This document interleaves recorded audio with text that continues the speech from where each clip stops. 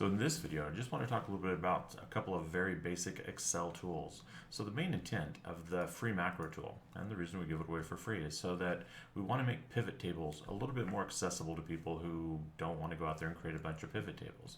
So all that this macro tool is doing is it is creating all these pivot tables for us without us having to go out and do them ourselves. So if we wanted to, we could have gone in and taken that anonymized data straight out of the raw file here and created some pivot tables for them.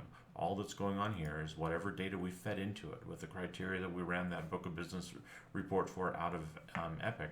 It's just going out and doing all the beautification and creating charts and pivot tables for us a little bit faster than what we could do. 30 seconds opposed to for me to create all of these different pivot tables and all of that. It would probably take me a couple of hours probably to get all that. So it's quite a bit faster even if you know where you're going. So once you have this data though, it is just a pivot table. So let's talk about a few key functions. Number one, anytime you see a number on there and you're like, what the heck is that? So, well, I've got 9 lines with account manager number 4 here, and I don't know what they're for. So I'm going to double click on that, and anytime in a pivot table and you double click on a number that's in that pivot table, it will open up the detail to show you all of that. Once I've opened that detail, I can come back over here to that pivot anytime that I would like. Number 2 is, let's say that I'm out here on I'm going to do the expiration month because I like the expiration month view. It's in here just because people always ask me for it, so I just thought we'd build it in and give it away for free to anyone who wanted that.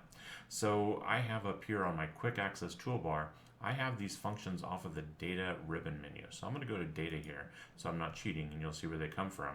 And over here I have this A through Z, the Z through A, and I also have the filter up there because I use those quite a lot. So what the A through Z and the Z through A does is if I wanted this sorted by anything, so I'm just going to click anywhere on here. So I'd like to see this one, A through Z, so that's always going to put January at the top, December at the bottom over into this column for me. If I wanted to see this broken out by who has the most commission volume by estimated commission in a month, now I'll do the other way. I'll do Z through A, highest to lowest, so the highest commission volume is going to happen here on this desk in August. For this person, it's going to be in June, and so on.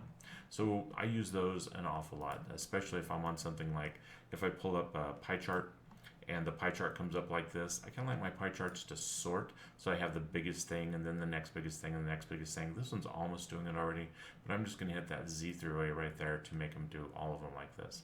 By the way that I got those in my quick access toolbar, I right clicked on them and did add to quick access toolbar.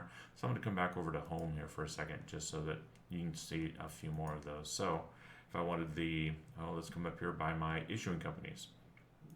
So I've got my E&O application for the year. They wanted who my biggest companies are. I'm just going to come here to the list by issuing company, and I'm going to do a Z through A list, and there's my highest to lowest. If I don't like my estimated commissions, I think the billed commissions are more accurate, or maybe I want to do premium, I'll just click into premium and do the Z through A there, and there's my list of companies broken out by the highest billed premium to lowest billed premium.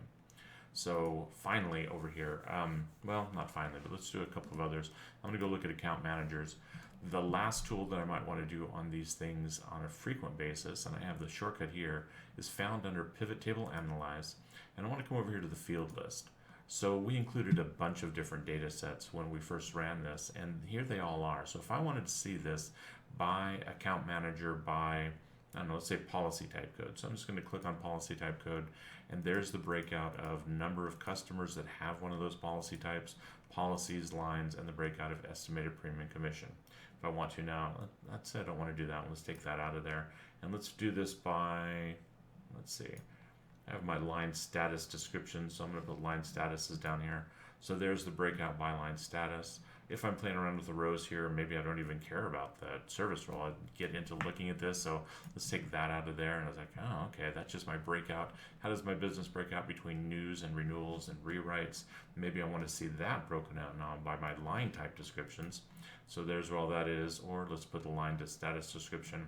Anyway, my main point here is once you get to this point in the pivot table, playing around with this, these fields and putting them usually into the rows. The rows is where you're going to put things into or take them out of to play around with that data. You have an almost infinite combination of data that you can come out here and look at inside of these pivot tables. So that's easy ways, accessible ways that you can access your data, play around with it once you have it in a pivot table, and this tool really is just designed to get us to here.